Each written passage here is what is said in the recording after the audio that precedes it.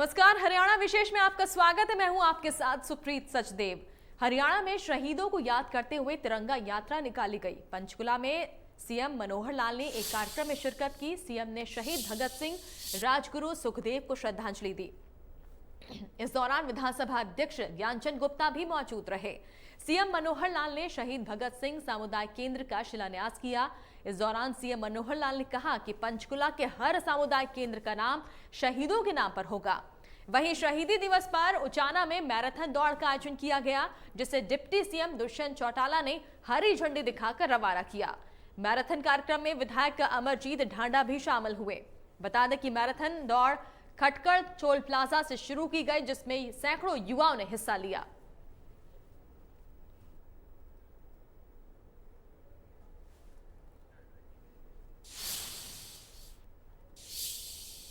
Deputy CM Dushyant Chautala ने marathon के समापन पर कहा कि हजारों लोगों ने मैराथन में शामिल होकर शहीद भगत सिंह, राजगुरु और सुखदेव को श्रद्धांजलि दी। हर साल उचाना में 23 मार्च को बलिदान दिवस मनाया जाएगा। उचाना में 33 फीट ऊंची शहीद भगत सिंह की प्रतिमा भी लगाई जाएगी। शहीद आजम भगत सिंह के शहीदी दिवस पर तीनों हमारे शहीदों को नमन करते करते बराबर हजारों की तादाद में लोगों ने शहीद समान मैराथन जो 12 किलोमीटर रन था हमारा, उसमें भाग लिया। और खुशी की बात है कि केवल मात्र जिला स्टेट सेंटर की नहीं, लखनऊ, गोरखपुर, हैदराबाद, नोखा, देश के अलग अलग कोने से पार्टिसिपेंट्स आए। सब ने भाग भी लिया और हमें तो खुशी है कि फर्स्ट जो आया मेंस कैटेगरी में वो लखनऊ का था, सेकंड गोरखपुर का था। इस तरह से वेरिएशन हमें देखने को मिली और ये तो शुरुआत थी, पहला था। मैं मानता हूँ इसको एनुअल इवेंट हम बनाने का काम करें। बीजेपी प्रदेशाध्यक्ष ओपी धनखड़ ने पाकिस्तान के पीएम पर बोलते हुए कहा कि बांग्लादेशियों और रोहिंग्या से भारत के लोगों को सजग होने की जरूरत है। दरअसल प्रधानमंत्री इमरान खान ने कश्मीर की डेमोग्राफी बदलने वाला बयान था।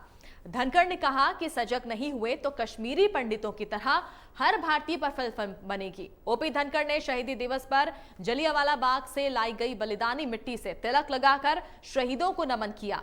इस दौरान उन्होंने कांग्रेस पर इतिहास छिपाने का आरोप लगाया। कार्यक्रम हो रहा है। मैं भी 2 मंडलों में गया हूं। सुबह मैं तुर्कनगर मंडल में था, पातली गांव में। अभी दोपहर में जो है हमारा कुलाना मंडल है, पाटोता गांव में यहाँ हूँ। बहुत ही भव्य आयोजन प्रदेश भर में हो रहे हैं। भगत सिंह, राजगुरु सुखदेव जिनका आज बलिदान दिवस है, उनको नमन कर रहे हैं, भावांजलि दे रहे हैं, कृतज्ञता व्यक्त कर रहे हैं कि आज़ादी दिलाने में इन तीनों महाबलिदानियों का बहुत बड़ा योगदान था। बिल्कुल अच्छी बात है कि सब जानकारियाँ हैं तो अच्छी बात है, लेकिन मैं तो कल जो पाकिस्तान के प्रधानमंत्री ने कहा उस पर कुछ कहना चाहता हूँ। उन्होंने कहा कि हम कश्मीर की डेमोग्राफी बदल रहे हैं। मैं कहता हूँ सजग हो जाओ भारत के लोगों। बांग्लादेश के घुसपैठियों ने, रोहिंग्या घुसपैठियों ने आपके कई इलाकों की डेमोग्राफी बदल दी है। आज कश्मीर फिल्म कश्मीरियों पर बनी है, पंडितों पर, कल को हम पर बनने की नौबत ना आ जाए, इसलिए उसका बयान हमारे लिए अलार्म होना चाहिए। डेमोग्राफी चेंज का ही मुद्दा है ये। किस प्रकार से सने सने करके रोहिंग्या बढ़ रहे हैं, बांग्लादेशी घुसपैठिए बढ़ रहे हैं, इसके लिए हर भारतीय को सजग होना पड़ेगा कि हमारे यहाँ की डेमोग्राफी चेंज नहीं हो। साइबर सिटी गुरुग्राम में पूर्व शिक्षा मंत्री रामविलास शर्मा और हिसार से सांसद ब्रिजेंद्र सिंह ने प्रेस कॉन्फ्रेंस की। प्रेस कॉन्फ्रेंस का मुख्य उद्देश्य 25 मार्च को उचाना में होने वाले सामाजिक सम्मान कार्यक्रम की जानकारी देना था। इस दौरान पूर्व शिक्षा मंत्री रामविलास शर्मा ने अहिर रेजिमेंट के गठन की मांगों को लेकर धरने पर बैठे अहिर समाज के लोगों का भी समर्थन किया और बताया कि देश की आजादी में शहादत देने वाला समाज अगर अपनी अहिर रेजिमेंट की मांगों को केंद्र सरकार के सामने रख रहा है तो उसमें हम उनके साथ हैं और उनकी ये मांग मानी भी जानी चाहिए।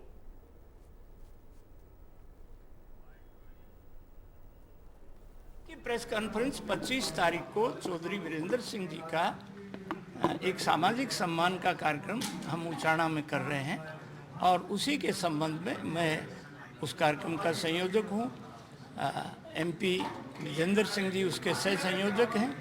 हमारी जो अहिरवाल है, अहिर रेजिमेंट की मांग हम मुलायम सिंह जी जब डिफेंस मिनिस्टर थे तब भी हम एक डेलीगेशन लेके गए थे और अब क्योंकि नरेंद्र भाई मोदी देश के प्रधानमंत्री हैं और श्रीमान अटल बिहारी वाजपेयी के समय में भी इस बात पर बहुत गंभीरता से विचार हुआ था और बहन सुधा यादव जो मेंबर पार्लियामेंट हैं, इनको जो टिकट है अटल जी ने सिर्फ इसी नाम पर कि ये शहीद की अमानत हैं और अहिरवाल की लड़ने की, भिड़ने की, देश के लिए जान देने की एक बहुत गौरव गाथा है। 62 की लड़ाई में मेजर शैतान सिंह के नेतृत्व में 114 लोग शहीद डूंडाहेड़ा से लेके गोदबड़ावा तक हुए थे। कारगिल की शहादत भी सबसे ज़्यादा इसी इलाके से हुई थी और ये अहिर रेजिमेंट बननी चाहिए, इसका हम समर्थन करते हैं और हम माननीय प्रधानमंत्री से और माननीय रक्षा मंत्री राजनाथ सिंह जी से ये निवेदन करके हमको उम्मीद है हम ये बनवाएंगे। एक साल पहले जो एक संस्था बनी हुई है अहिर रेजिमेंट को बनाने के लिए, वो जो मेरे पास आए थे और उसके बाद ये मुद्दा मैंने पार्लियामेंट में भी रखा था। बोलने का मौका तो नहीं मिला था लेकिन दर्ज किया था।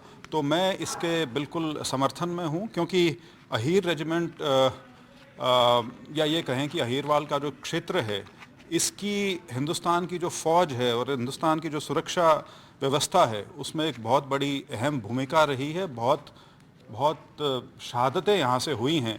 तो एक इमोशनल लेवल पे भी एक जुड़ाव है जिसको भारत सरकार के सामने समय समय पर रखा गया है और मैं उम्मीद करता हूँ कि ये जो मांग है जिसके समर्थन में हम सभी हैं, इसको सरकार माने।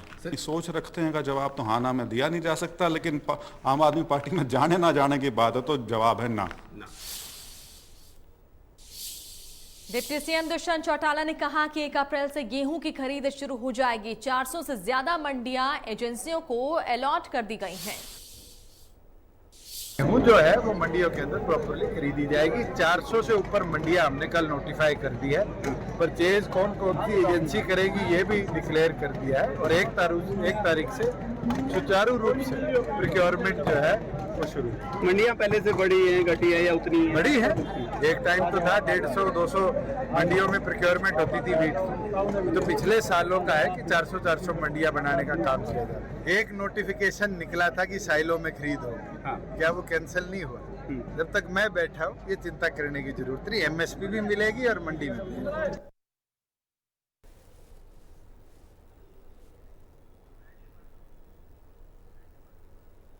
तो मंडियां बंद नहीं होगी, ये डिप्टी सीएम दुष्यंत चौटाला ने यहां पर बयान दिया है। 1 अप्रैल से गेहूं की खरीद होगी।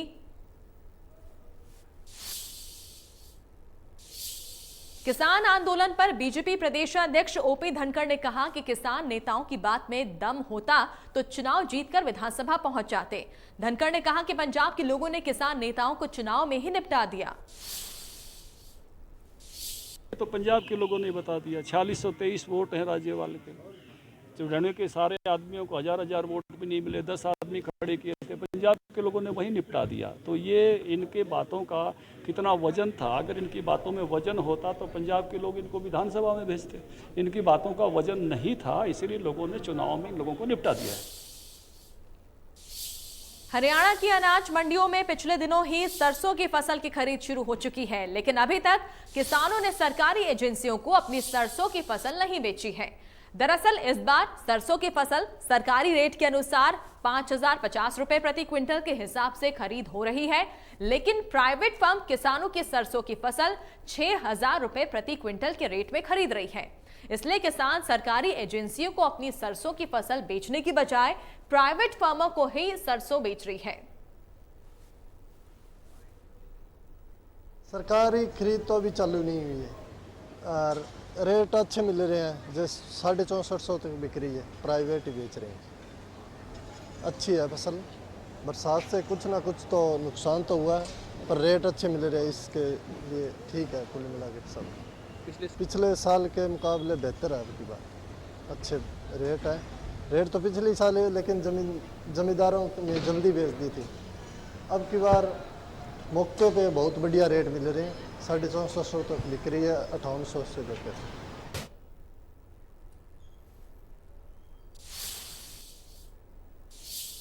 गुरुग्राम में अहिर रेजिमेंट के गठन की मांग को लेकर गुरुग्राम में शहीद दिवस के मौके पर अहिर रेजिमेंट मोर्चे के सदस्यों की तरफ से पैदल मार्च निकाला गया, तो वहीं एक दिन के लिए टोल प्लाजा को पूरी तरह फ्री कर दिया गया। गुरुग्राम में धरने पर पहुंचे अलग अलग राजनीतिक पार्टियों के नेताओं ने इस धरने को समर्थन दिया, तो वहीं अहिर समाज के लोगों ने मांग की है कि भारतीय सेना में अहिर रेजिमेंट का गठन किया जाना चाहिए और इसी मांग को लेकर आज सरकार को चेताने के लिए एक बड़ी जनसभा का आयोजन किया गया।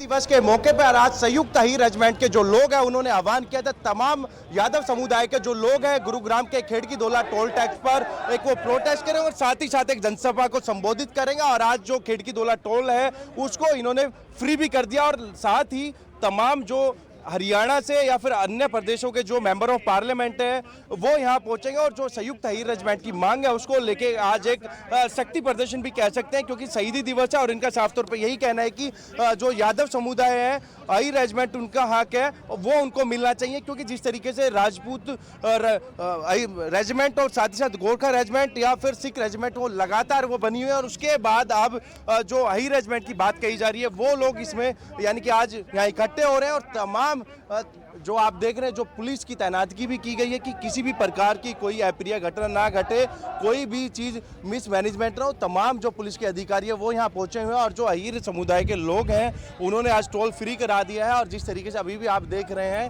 कि लगातार जो मांग चलती आ रही थी, लेकिन आज तमाम जो लोग हैं वो खेड़की दोला पर इकट्ठे हुए हैं और उसके बाद जो टोल फ्री उन्होंने करा दिया है।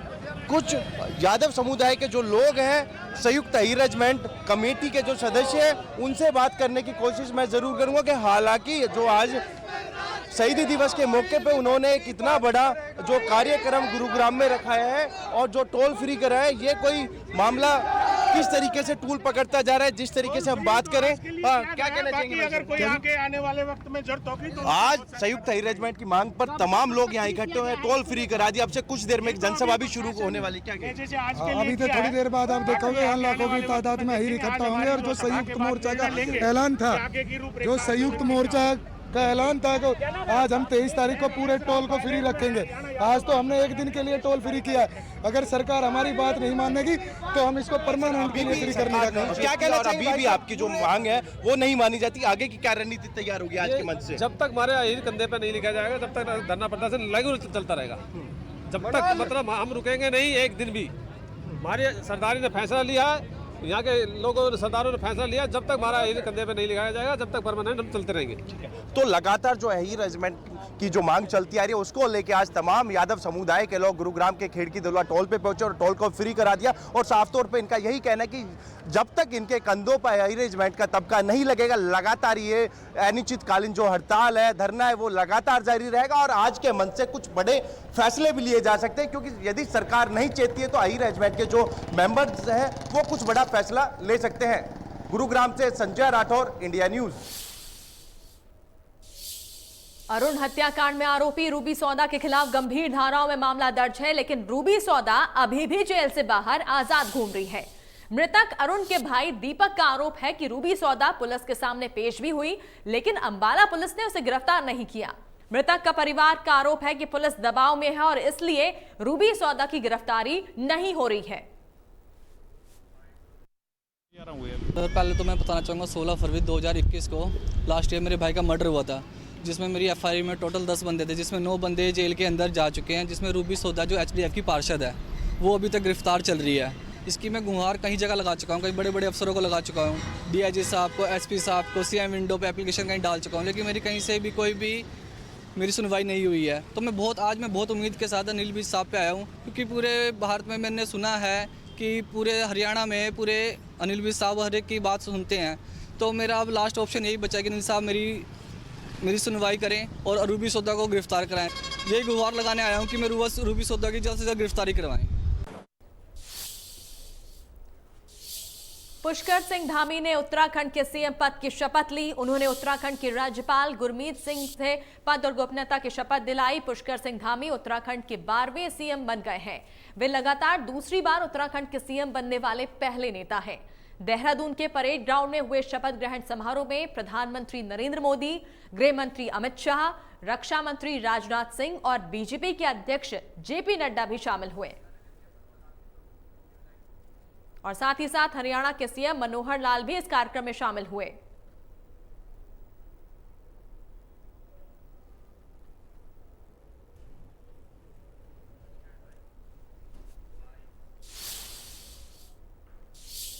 नगर निगम फरीदाबाद में भ्रष्टाचार के आए दिन नए मामले सामने आ रहे हैं। एक बार फिर मकान का नक्शा पास करने के लिए 2.5 लाख रुपए की रिश्वत मांगने का मामला सामने आया। शिकायतकर्ता ने बताया कि 2019 में एसडीओ ने मकान का नक्शा पास करवाने का आश्वासन देते हुए फीस के तौर पर 2.5 लाख रुपए ले लिए थे, लेकिन पैसे देने के बावजूद भी उनके पास नोटिस भेज दिया गया। मामले में हाईकोर्ट के आदेश के बाद नगर निगम के एसडीओ सहित 5 अधिकारियों और कर्मचारियों पर मामला दर्ज किया गया। बता दें, इससे पहले भी एसडीओ के खिलाफ एक अन्य मामले में केस दर्ज हो चुका है।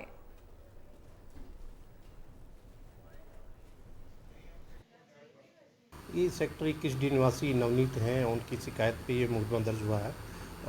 ये हाईकोर्ट से एक डायरेक्शन आई थी और उस पर उसकी जांच करके और इसमें मुकदमा दर्ज किया गया है। जैसा कि आप सभी को पता है, जो प्रिंट मीडिया में आया हुआ है, वो कि नक्शा पास करने के एवज में कि रिश्वत की मांग की गई थी और मुताबिक शिकायतकर्ता नवनीत, उन्होंने उनको 2.5 लाख रुपए दिए थे। उसके बाद उनके फाइल प्रोसेस में लगाने की बात हुई थी, लेकिन उसके बाद से उनको हरासमेंट किया जा रहा था। इस संबंध में एफआईआर दर्ज की गई है और इसमें तफ्तीश जारी है। आगे जो भी कुछ होगा आपको बता दिया जाएगा। गुरुग्राम में पेट्रोल और डीजल के दाम में 80 पैसे का इजाफा हुआ। इंटरनेशनल मार्केट में लगातार कच्चे तेल के दामों में जो इजाफा हो रहा है, उसका असर अब पेट्रोल डीजल की कीमतों पर भी दिखने लगा है। लगातार दूसरे दिन भी डीजल और पेट्रोल के दामों में बढ़ोतरी की गई। आज एक बार फिर 80-80 पैसे पेट्रोल और डीजल के दामों में बढ़ा दिए गए और हम पिछले कल की और आज की बात करें तो करीबन 1.5 रुपये डीजल और पेट्रोल पे बढ़ गए हैं। जिस तरीके से एक बार फिर जो आम लोग हैं उनकी जेब पर असर पड़ता नज़र आ रहा है, क्योंकि जिस तरीके से लगातार जो पेट्रोल और डीजल के एक बार दाम बढ़े थे, लेकिन 137 दिन बाद कल डीजल और पेट्रोल के दाम बढ़े थे, लेकिन आज दूसरे दिन भी लगातार उसमें बढ़ोतरी की गई है। सर, किस तरीके से देखते हैं जो एक बार फिर पेट्रोल डीजल के दाम बढ़ रहे हैं? सर, ये काफ़ी दिन से एक्सपेक्टेड ही था, तो एक्सपेक्ट कर रहे थे, बट ठीक है, अभी इतना एकदम से साथ साथ नहीं बढ़ा है, धीरे धीरे करके बढ़ना स्टार्ट हुआ है। आई होप और ज़्यादा ना बढ़े, बट कहीं ना कहीं बढ़ते हुए जो डीजल और पेट्रोल के पॉकेट पे असर इसका देखें सर डेफिनेटली फ़र्क पड़ता है मिडिल क्लास पे, तो डेफिनेटली इम्पैक्ट पड़ेगा इसका। क्या इससे भी जोड़ के देख सकते हैं जिस तरीके से यूक्रेन और रूस का जो युद्ध है उसके बाद जो कच्चे तेल के दाम है वो बढ़ रहे थे लगातार? कच्चे तेल के दाम तो बढ़ रहे हैं, बट सुनने में भी आ रहा है कि इंडिया डिस्काउंटिंग प्राइस पे रशिया से खरीदेगा, तो होपफुली शायद उसकी वजह से इम्पैक्ट कम भी होना चाहिए आने वाले दिनों में।